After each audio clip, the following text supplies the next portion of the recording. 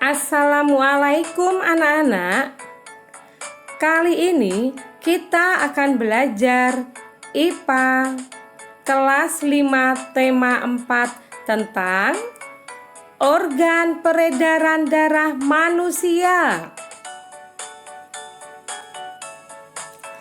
Mengalirnya darah yang dipompa oleh jantung di dalam tubuh disebut sistem peredaran darah.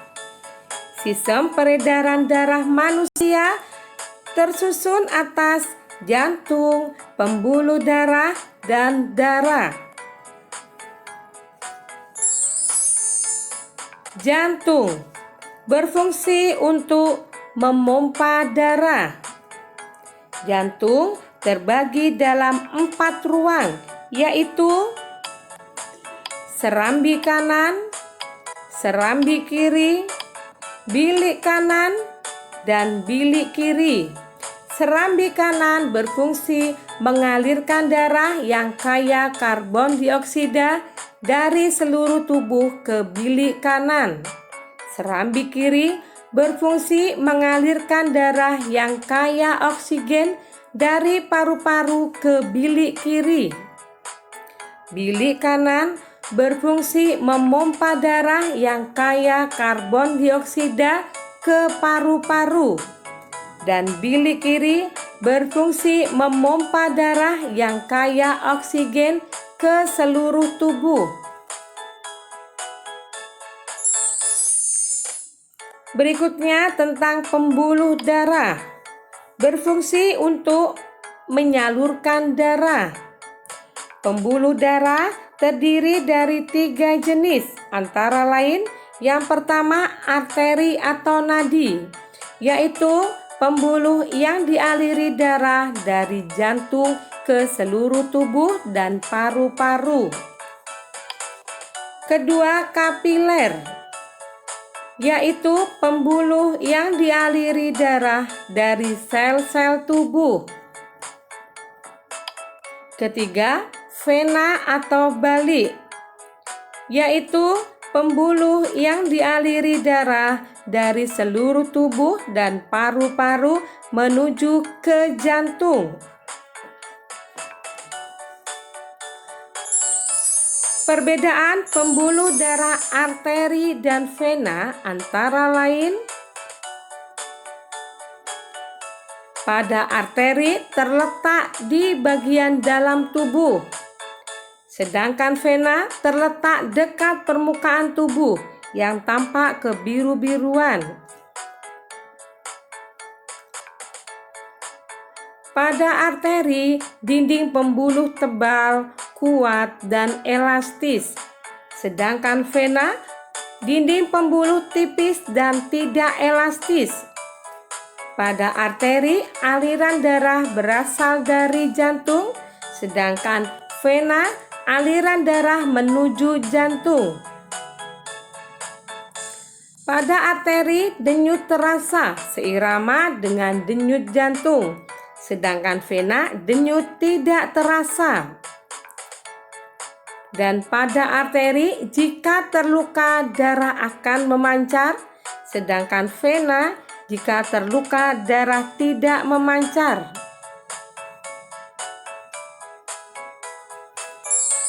Berdasarkan alirannya, darah mengalami 2 macam peredaran, yaitu peredaran darah besar dan peredaran darah kecil.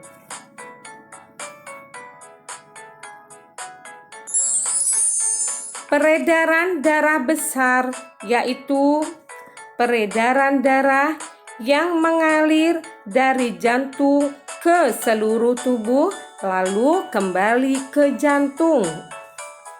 Pada peredaran darah besar, di mana darah yang mengandung oksigen mengalir dari bilik kiri, kemudian darah akan mengalir melalui arteri besar atau aorta menuju ke kapiler seluruh tubuh.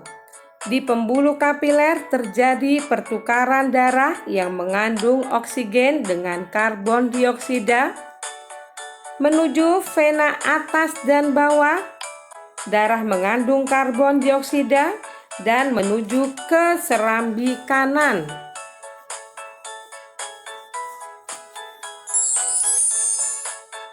Sedangkan peredaran darah kecil adalah peredaran darah yang mengalir dari jantung ke paru-paru lalu kembali ke jantung. Pada peredaran darah kecil di mana darah yang mengandung karbon dioksida mengalir dari bilik kanan menuju arteri pulmonalis dan menuju paru-paru. Di sini terjadi pertukaran darah yang mengandung karbon dioksida dengan oksigen, kemudian menuju ke vena pulmonalis, darah mengandung oksigen, dan menuju ke serambi kiri.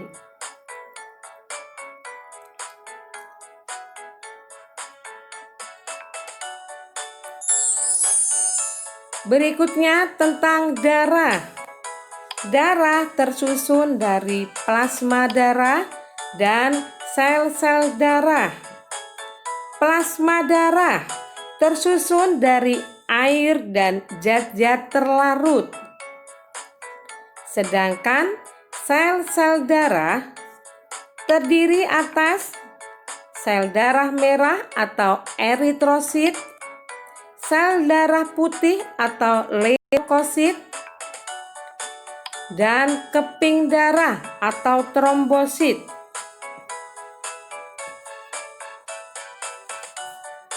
Adapun beberapa fungsi darah antara lain, sel darah merah berfungsi untuk mengangkut oksigen ke seluruh tubuh. Sel darah putih berfungsi membasmi kuman yang masuk ke dalam tubuh. Keping darah berfungsi untuk menutup luka, dan plasma darah berfungsi untuk mengedarkan zat makanan ke seluruh tubuh. Berikutnya kita bahas tentang peredaran darah hewan yang tersusun atas jantung dan pembuluh darah. Peredaran darah hewan terbagi menjadi dua macam, yaitu peredaran darah terbuka dan peredaran darah tertutup. Pada peredaran darah terbuka, darah tidak selalu berada dalam pembuluh darah dan tekanan aliran darahnya sangat lambat. Contohnya serangga. Sedangkan pada peredaran darah tertutup, darah selalu berada dalam pembuluh darah dan tekanan aliran darahnya lebih cepat. Contohnya cacing, ikan, amfibi, reptil, burung, dan mamalia. Sistem peredaran darah sangat penting dalam tubuh kita. Berikut manfaat peredaran darah yang lancar dalam tubuh. Antara lain, kita akan selalu sehat, bebas dari penyakit jantung dan stroke, dan paru-paru akan lebih sehat.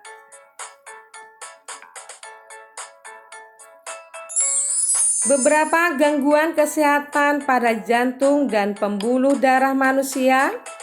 Yang pertama, jantung koroner adalah gangguan fungsi jantung akibat otot jantung kekurangan darah karena penyumbatan pada pembuluh darah koroner. Hipertensi atau tekanan darah tinggi merupakan kondisi ketika tekanan darah di dalam pembuluh arteri meningkat. Sedangkan hipotensi kebalikan dari hipertensi.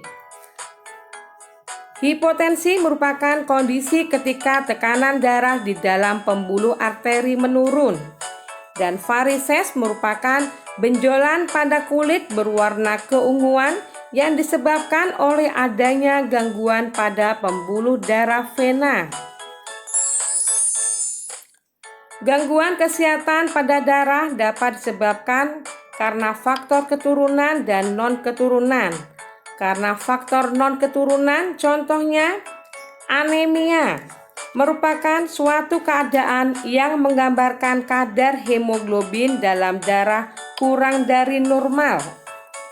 Leukemia merupakan kondisi ketika jumlah sel darah putih lebih banyak dibandingkan sel darah merah. Dan demam berdarah merupakan infeksi virus dengue yang menyerang komponen darah, yaitu trombosit atau keping darah, yang ditularkan lewat gigitan nyamuk Aedes aegypti. Gangguan peredaran darah yang bukan disebabkan oleh faktor keturunan dapat dicegah dengan menerapkan pola hidup sehat.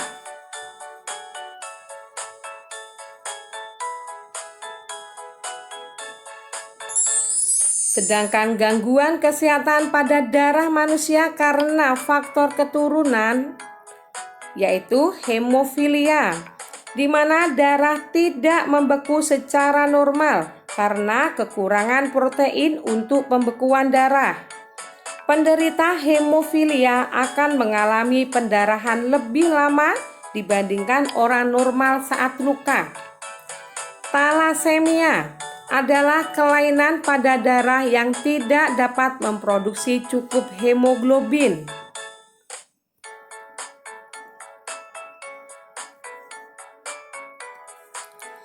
Adapun faktor-faktor yang mempengaruhi kesehatan sistem peredaran darah antara lain gaya hidup. Seseorang yang memiliki gaya hidup yang kurang baik akan berpotensi terkena gangguan sistem peredaran darah. Jenis makanan yang dimakan. Jenis makanan yang kurang bergizi dan terlalu banyak mengandung lemak, maka resiko penumpukan lemak di dalam pembuluh darah dapat memicu terjadinya hipertensi dan jantung koroner. Dan faktor keturunan. Gangguan peredaran darah dapat disebabkan oleh sifat yang diwariskan dari orang tuanya.